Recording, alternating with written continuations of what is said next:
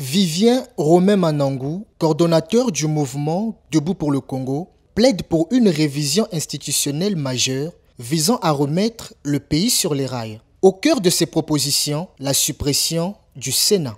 Le Sénat n'a pas véritablement sa raison d'être dans notre pays. J'ai beaucoup de respect pour les sénateurs, j'ai beaucoup de respect pour les Congolais qui siègent au Sénat depuis des années.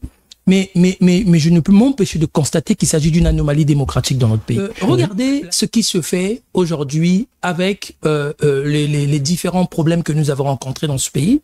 Je prends par exemple la question de l'affaire des terres rwandaises.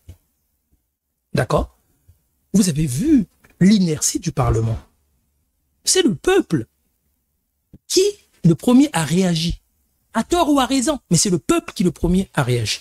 Les parlementaires ont été à la rescousse presque des réseaux sociaux, presque du peuple congolais. Selon lui, cette chambre haute du Parlement n'est qu'une charge supplémentaire pour le gouvernement, absorbant un budget faramineux qui pourrait bien être plus utile dans d'autres secteurs. Romain Vivien Manangou affirme que la chambre sénatoriale ne joue quasiment pas son rôle et a souvent tendance à réagir a posteriori, faire le médecin après la mort. Le Sénat, c'est à peu près presque 13 milliards par an.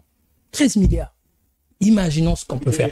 Le budget d'État. Imaginons ce qu'on peut faire dans une période de difficulté, de tension budgétaire, tout ce qu'on peut faire avec les 13 milliards du Sénat. À la place du Sénat, cet universitaire propose l'instauration d'une chambre professionnelle. Il s'agit d'un cadre d'échange apolitique servant de plateforme de discussion et de proposition d'idées sur la gestion des affaires publiques. L'homme politique préconise également une réforme profonde de la justice congolaise. Il suggère de remplacer l'actuel Conseil supérieur de la magistrature par un Conseil supérieur de la justice plus englobant. Si vous regardez aujourd'hui la clameur publique dans l'opération de la DGSP, c'est l'absence de justice. Les Congolais n'attendaient qu'une chose, que quand les criminels Koulouna sont arrêtés, qu'ils soient effectivement arrêtés et qu'ils demeurent en prison.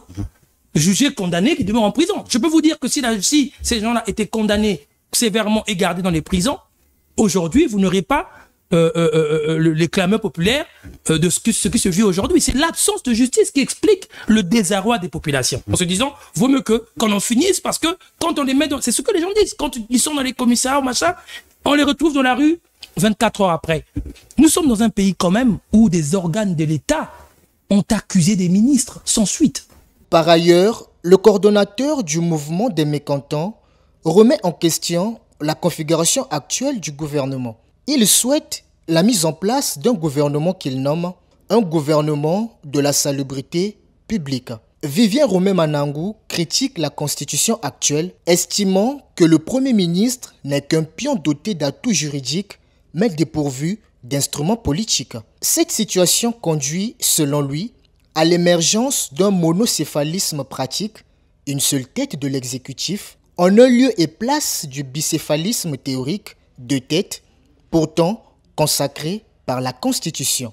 Toutes ces propositions sont consignées dans son ouvrage fraîchement publié, intitulé « Le quinquennat transitoire ». Le coordonnateur du mouvement Debout pour le Congo appelle donc à une transition de 5 ans pour relancer l'État congolais.